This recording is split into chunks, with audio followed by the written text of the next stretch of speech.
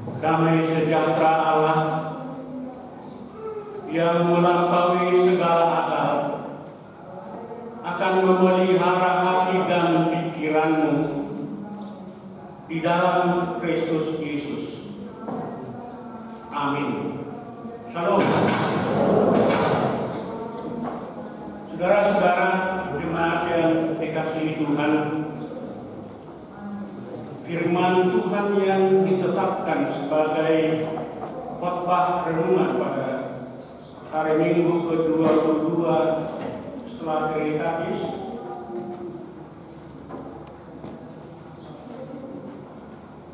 dari kitab Perjanjian Lama, Maleakhi pasal 4 ayat pertama hingga ayat yang pertama. Dalam bahasa Batak pasal 3 ayat 13 sampai 19. Saya akan membacakan, mari kita ikuti dalam hati. Hari Tuhan, bahwa sesungguhnya hari itu datang, menyala seperti perapian. Maka semua orang gegabah dan setiap orang yang berbuat fasik menjadi seperti jerami dan akan terbakar oleh hari yang datang itu. Firman Tuhan semesta alam, sampai tidak ditinggalkannya akar dan cabang mereka. Tetapi kamu yang takut akan mengaku, bagimu akan terbit surya kebenaran dengan kesembuhan pada sayapnya. Kamu akan keluar dan bertingkat-tingkat seperti anak lembu lepas kandang. Kamu akan menginjak-injak orang-orang fasik, sebab mereka akan menjadi abu di bawah telapak kakimu. Pada hari yang kusiapkan itu, firman Tuhan semesta alam. Ingatlah kepada Taurat yang telah kuperintahkan kepada Musa hamba-Mu di Gunung Horeb untuk disampaikan kepada seluruh Israel, yakni ketetapan dan hukum-hukum. Sesungguhnya aku akan mengutus Nabi Elia kepadamu menjelang datangnya hari Tuhan yang besar dan dahsyat itu. Maka ia akan membuat hati bapa-bapa berbalik kepada anak-anaknya dan hati anak-anak kepada bapa-bapanya, supaya jangan aku datang memukul bumi sehingga musnah. Demikian sabda Tuhan. Saudara-saudara, ada satu cerita tentang pembelian budak di Amerika Serikat pada abad yang lalu. Waktu itu sangat marak penjualan budak. Budak-budak pada umumnya orang-orang hitam dari Afrika dijual di pasar-pasar. Seorang tuan yang memiliki kebun yang besar ingin membeli budak beberapa orang lagi untuk mengerjakan ladangnya atau kebunnya. Maka dia pergi ke pasar, dia telusuri lorong demi lorong tempat penjualan budak. Maka dia ketemu dengan budak-budak yang sangat kekar, bahkan disebut sangat sangar, wajahnya sangat sangar. Setelah terjadi tawar-menawar, maka budak itu dibawa pulang dan dia dapat 2 orang. Dia beli dengan harga yang sangat tinggi, mahal. Selama di perjalanan, budak-budak itu tetap memaki-maki tuan ini.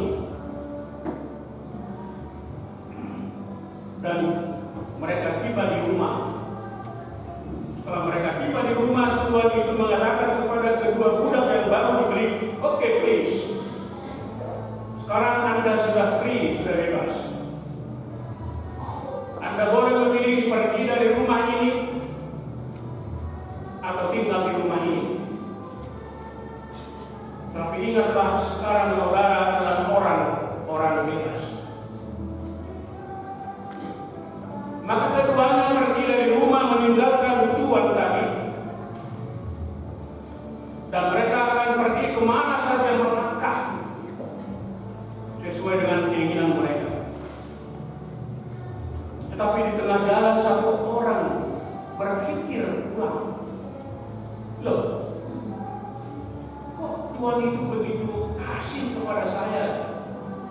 Saya sudah dibebaskan. Saya sudah dibeli dengan harga mahal. Mengapa saya berbuat seperti itu kepada dia? Dia berpikir, dan kemudian mengambil keputusan kembali ke rumah Tuhan itu. Yang satu lagi meneruskan perjalanannya entah kemana. Setelah tiba di rumah Tuhan itu, dia mengatakan, Tuhan, saya menyesal. Maafkanlah saya. Saya ingin melayani Tuhan sepanjang hidupku karena Tuhan sungguh-sungguh mengasihi saya. Saya akan berbakti, mengabdi kepada Tuhan. Saudara-saudara, dari cerita ini kita bisa mengambil manfaat berkaitan dengan umat Israel dan mungkin bahkan kita sekalipun yang sudah ditebus oleh Tuhan dengan harga mahal melalui darahnya yang kudus, tapi banyak orang yang tidak tahu bersyukur. Umat Israel dikasihi, dibawa pulang ke Yerusalem dari pembuangan Babel. Tetapi banyak di antara mereka yang justru memberontak kepada Tuhan dan bahkan mengatakan, Tuhan itu di mana? Apa gunanya percaya kepada Tuhan? Toh hidup kami seperti ini. Kami tidak sejahtera. Di mana Tuhan? Saudara-saudara, sebagian memang masih tetap setia kepada Allah, kepada Taurat Tuhan yang diberikan kepada Musa dan kepada umat Israel. Tapi sebagian lagi memberontak, bahkan yang lebih menyedihkan, mereka bersembah sujud kepada dewa-dewa Baal, dewa-dewa orang Kanani. Mereka meninggalkan Tuhan. Saudara-saudara, sebenarnya apa yang dilakukan oleh umat Israel pada waktu Maleakhi ini terjadi sepanjang zaman kehidupan orang-orang percaya, sepanjang masa kehidupan bergereja di bumi ini. Ada orang yang tahu bersyukur, berterima kasih, mensyukuri apa adanya. Tapi ada orang yang selalu kekurangan, selalu mencela. Di mana Tuhan? Di mana kehadiran Tuhan? Aku rajin ke gereja kok begini aja terus-menerus.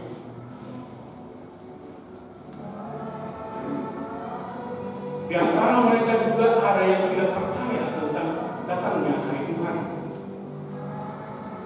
Maka pembawa pesan Tuhan yaitu Maleakhi pada nats yang sudah kita baca tadi mengatakan hari Tuhan itu akan datang. Akan datang. Maka orang-orang gegabah dan orang-orang fasik, orang-orang yang tidak percaya lagi kepada Allah Yahweh, dan fasik artinya tahu ajaran Tuhan tetapi tidak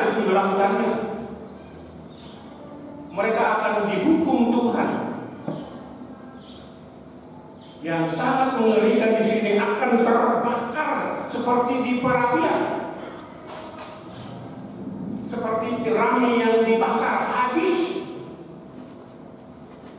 tidak tersisa sedikit pun ranting dan akar-akarnya akan terbakar. Itu suatu kepastian, saudara-saudara. Hari Tuhan itu akan datang. Tentang waktunya memang, bahkan dalam Alkitab tidak pernah ditetapkan bahwa dia akan datang tahun sekian. Tidak. Tetapi yang dijelaskan dalam Alkitab ialah hari Tuhan itu datang. Tentang waktunya Yesus pun mengatakan hanya Bapa di sorga yang tahu. Tetapi dia akan datang seperti pencuri pada malam hari. Maka waspadalah, siaplah senantiasa dalam hidupmu. Iman kita harus siap setiap saat. Saudara-saudara, memang nampak kadang-kadang dalam kehidupan kita orang-orang jahat seperti hebat. Para koruptor di tengah-tengah bangsa ini seperti hebat. Kelompok-kelompok ekstremis yang mempergunakan agama sebagai tameng juga seolah-olah hebat. Pengganggu keamanan juga seolah-olah hebat. Penjahat dan pencoleng juga seolah-olah berbahagia. Tetapi menurut Maleakhi ini, itu hanya temporer, sementara. Hari Tuhan akan datang, hari penghukuman Tuhan akan datang. Paling tidak yang pertama, yaitu kedatangan Tuhan yang pertama untuk menjemput setiap manusia yang tidak tahu kapan itu terjadi. Tuhan akan menjemput setiap orang, dan kita tidak tahu kapan itu, di mana itu, bagaimana itu terjadi. Kan tidak ada yang tahu. Kalau kita tahu kan kita sudah siap-siap. Banyak orang yang sudah lama sakit tetapi tetap bisa bertahan hidup. Banyak orang yang tiba-tiba meninggal waktu menonton televisi, misalnya penyakit jantung, langsung goib. Tidak ada yang bisa meramalkan hidupnya di dunia ini, termasuk saudara-saudara kita yang ada duduk di gereja ini saat ini. Tidak seorang pun bisa meramalkan kapan Tuhan itu datang menjemput kita. Apalagi hari kedatangannya yang kedua juga semakin jelas menurut Maleakhi ini, dan bahkan dalam Nas pembimbing Lukas 21 tadi jelas dikatakan memang akan terjadi banyak hal. Malapetaka demi malapetaka, gempa demi gempa, perang demi perang. Itu sudah terjadi pada waktu sejak dahulu. Gempa bumi yang dahsyat, tsunami yang menewaskan ratusan ribu orang, puting beliung yang juga menerbangkan atap rumah orang, cuaca ekstrim yang luar biasa. Itu terjadi, tetapi itu tidak menjadi salah satu penghitungan kita bahwa besok dia akan datang. Itu baru tanda-tanda supaya kita bersiap-siap selalu menyerahkan diri kepada Tuhan. Bahwa sebenarnya kita ini seperti daun yang bisa gampang ditiup angin kencang. Tidak ada kekuatan kita, tidak ada kemampuan kita. Kita ini memang manusia fana yang lemah siapapun itu. Maleakhi ingin menyadarkan umat Yehuda, umat Israel pada waktu itu agar bertobat, agar kembali ke jalan Tuhan. Karena ternyata pada ayat-ayat berikut ini, saudara-saudara, mulai dari ayat yang kedua, bahwa orang-orang yang takut akan Tuhan, yang percaya kepada Tuhan, akan berbeda dari orang-orang gegabah dan orang-orang fasik, orang-orang munafik. Orang-orang beriman akan memiliki kelebihan-kelebihan yang luar biasa. Yang pertama, jelas dikatakan di sini bahwa baginya surya kebenaran, matahari kebenaran akan terbit, yang memberikan kekuatan seperti matahari pagi, memberikan semangat, menguatkan tulang belulang untuk berlari, sehingga kita punya pengharapan tentang hidup yang akan datang. Orang yang takut akan Tuhan akan selalu mengatakan tomorrow will be better than today. Besok akan jauh lebih baik daripada hari ini. Karena matahari atau surya kebenaran Tuhan sudah betul-betul menyinari hidupnya, memberikan hidupnya semangat.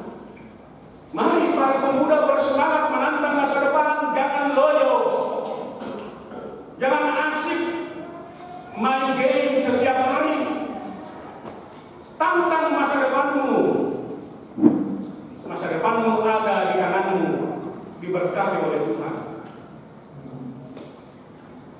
Saudara-saudara, ini sesuatu yang luar biasa.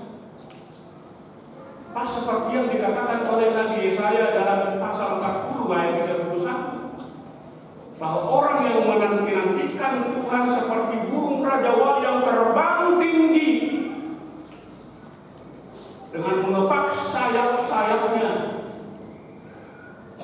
Mereka berlari, tidak lelah. Saudara-saudara, maka itu orang beriman. Hebat, luar biasa. Orang beriman akan tahu membedakan mana yang salah dan mana yang tidak salah. Di tengah-tengah perubahan dunia, karena dunia ini pasti maju setiap hari. Kemajuan demi kemajuan pasti akan kita lihat, kita hadapi. Dan tidak ada yang mampu membendung kemajuan itu. Kita pasti melihat kemajuan, perubahan pola hidup.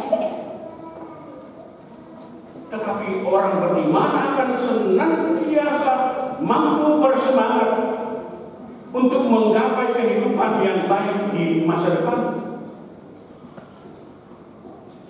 Saudara-saudara, itu yang pertama yang ditekankan dalam nats ini.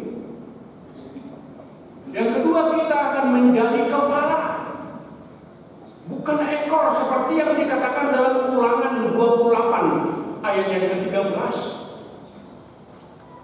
Bukan pengikut, tapi kepala pimpinan. Kita akan memimpin hidup keluarga, hidup kita sendiri. Dikatakan dalam nats ini, kamu akan menginjak-injak orang-orang gegabah dan orang-orang fasik itu seperti debu.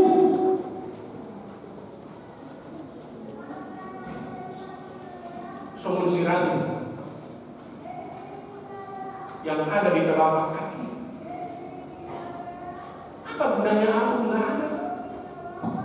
Maka kemenangan orang-orang beriman itu nyata, saudara-saudara, bukan hanya fata morgana atau angan-angan. Orang beriman akan menyata kemenangannya satu saat akan bersama-sama dengan Tuhan Allah di kerajaannya yang kekal.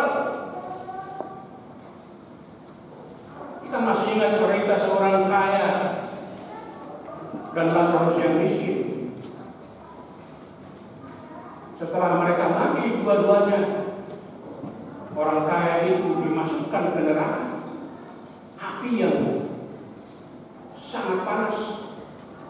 Tapi Lazarus yang miskin itu dimasukkan ke dalam tempat yang tenang. Bahkan orang kaya itu mengatakan, tolonglah, suruhlah Lazarus kepada saudara-saudara.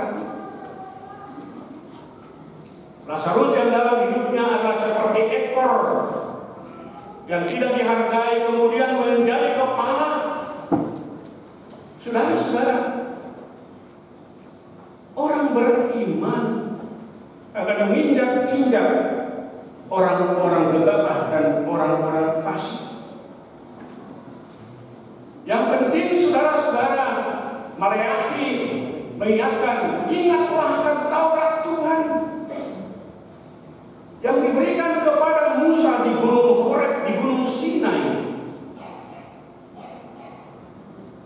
sehingga kita bisa mengutip apa yang dikatakan tentang Taurat itu. Musa mengatakan kepada Yosua agar tidak lupa memperkatakan Taurat Tuhan itu. Yosua 1 ayat 8 sampai dengan ayat 10. Renungkanlah itu siang dan malam. Yang paling enak adalah kalimat berikut, supaya hidupmu beruntung. Jadi orang yang merenungkan Taurat Tuhan, firman Tuhan setiap hari akan beruntung di jalannya, walaupun sementara seperti kita katakan tadi, seolah-olah orang gegabah itu hebat. Sebenarnya tidak. Apalagi belakangan ini para penjahat-penjahat mulai ditangkapin satu persatu. Orang-orang yang berbuat yang tidak benar di tengah-tengah bangsa ini kena batunya sendiri. Mungkin sebelum-sebelumnya iya, tapi ada masalah di mana orang jahat akan merasakan hukuman yang datang, yang ditimpakan kepadanya. Saudara-saudara, mengingat firman Tuhan, mengingat Taurat Tuhan yang menjadi pelita di kaki kita di dalam kehidupan kita yang kadang-kadang hidup dengan penuh dengan kegelapan, itu sangat kita perlukan. Hidup kita kadang-kadang memang gelap, seperti kita berjalan di tengah malam yang tidak ada listrik atau lampu. Kita harus meraba-raba. Tetapi Tuhan mengatakan firman itu menjadi pelita bagi orang-orang yang percaya. Maka hiduplah setiap hari dalam firman Tuhan. Bahkan dalam terjemahan Yosua 1 ayat 8 dikatakan, kunyahlah Taurat itu. Dikunyah, kemudian ditelan, sehingga menjadi bagian dari dirinya. Luar biasa. Saudara-saudara, kemudian yang ketiga, kelebihan orang-orang beriman, bahwa Tuhan akan mengutus Elia, seorang nabi yang terutama dalam perjanjian lama, yang kemudian dalam perjanjian baru disebut, dipahami orang sebagai Yesus, akan datang untuk mengingatkan anak-anak dan bapak-bapak, sehingga membuat hati bapak-bapak berbalik kepada anak-anaknya dan anak-anaknya berbalik kepada bapak-bapaknya. Apa artinya ini, Bapak, saudara-saudara? Orang beriman, keluarganya akan damai dan tentram. Akan ada komunikasi antara bapak dengan anak, antara anak dengan bapak. Ketika kita menggebu-gebu bersemangat sekali mencari Tuhan, seperti Zakheus yang mencari Tuhan dan berusaha melewati semua rintangan dalam Lukas 19.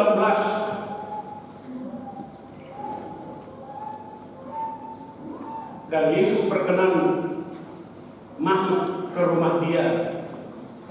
Apa yang dikatakan Yesus? Berbahagialah seisi rumah ini pada hari ini, karena mereka juga atau diselamatkan karena mereka juga adalah anak-anak Abraham. Terjemahan bahasa Bataknya mungkin lebih afdol. Mertua do tangisi di jagoan dari Alkitab permisi Abraham do nang nasida.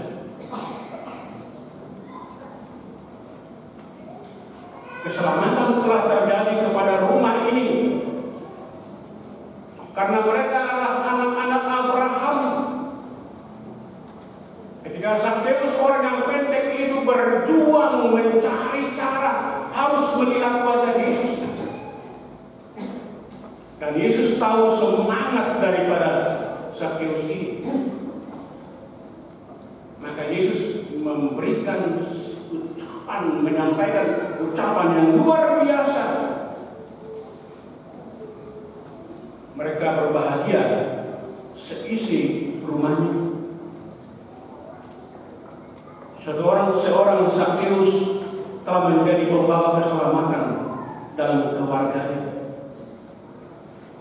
Maka Maleakhi mengatakan orang-orang yang takut akan Tuhan, yang mengindahkan firman Tuhan, yang mengindahkan Taurat Tuhan, akan terjadi komunikasi yang baik di tengah-tengah keluarganya antara bapa dan anak-anak dengan orang tua yang kadang-kadang putus, terutama pada era kita sekarang ini.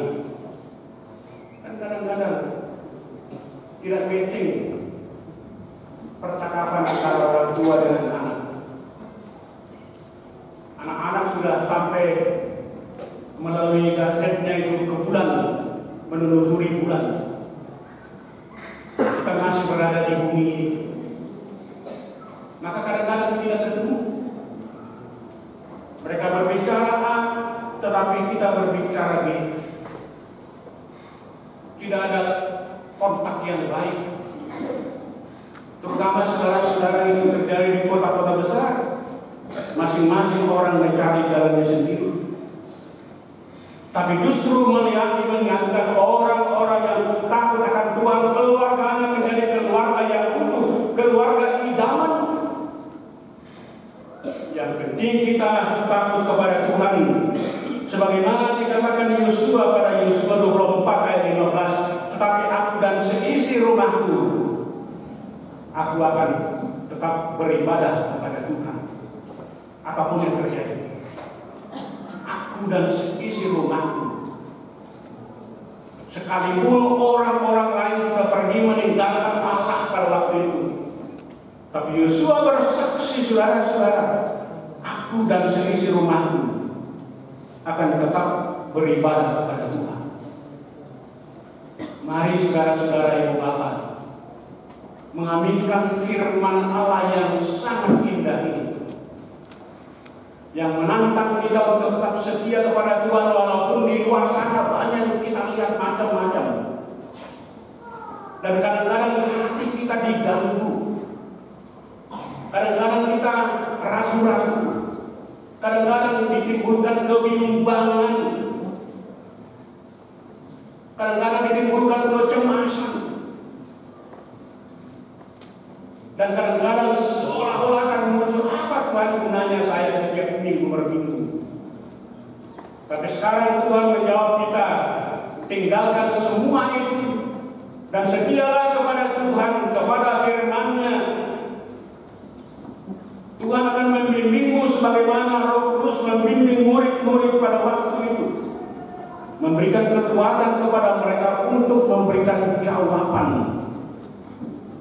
kepada dunia yang bertanya kepada mereka.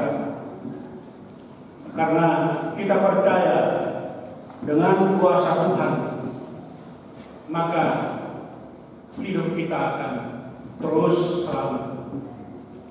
Hari Tuhan pasti akan datang.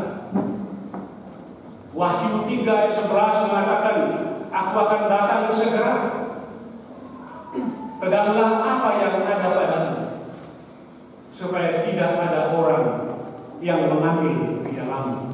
Magira ma'al roh, tiok manaliho, suatu adom, nama buat parmi. Mari kita tantang hidup esok bersama-sama dengan Tuhan, dan katakanlah, pasti Tuhan memberkati saya. Amin. Kita berdoa. Terima kasih Tuhan, firman-Mu telah menyapa kami agar kami tetap setia kepada-Mu. Sekalipun di sekitar kami banyak kefasikan, banyak kejahatan, banyak kemudaratan, banyak hal-hal yang muskil terjadi. Tetapi bagi kami, orang-orang yang percaya kepada Tuhan, kami akan kuat menghadapinya. Kami akan mampu bertahan dalam firman Tuhan, dan satu saat besok Tuhan akan menjawab kami. Kami adalah orang Kristen, orang yang beriman. Kami adalah orang yang berpengharapan, bukan orang yang mudah putus asa. Kalaupun kami kadang-kadang seperti putus asa, tapi Tuhan senantiasa mengingatkan kami ketika kami bercermin ke dalam firman Tuhan. Terima kasih Tuhan, kami syukuri anugerah kami, anugerah kepada kami, hidup kami hingga saat ini. Itu yang luar biasa, Tuhan menyertai kami. Berkatilah kami semua yang duduk di gereja ini, agar kami menjadi orang-orang yang hidup berpengharapan, akan senantiasa mengatakan hari esok akan jauh lebih baik dari hari ini. Tuntunlah kami Tuhan, bersama dengan keluarga kami, bersama dengan orang-orang tua kami, bersama dengan anak-anak kami. Tuntunlah kami juga dalam semua pekerjaan yang kami lakoni setiap hari, dan semua itu kami syukuri, karena itu adalah bagian dari anugerah Tuhan. Terima kasih Tuhan yang telah memilih kami melalui Yesus Kristus, menebus kami melalui darah-Nya yang tercurah di Golgota. Kami sudah manusia yang dibebaskan dari perhambaan dosa. Kami adalah manusia-manusia yang diselamatkan. Mari kami pegang keselamatan itu sampai akhir, sampai pada masa kedatangan Tuhan. Terima kasih bersyukur kepada-Mu. Amin.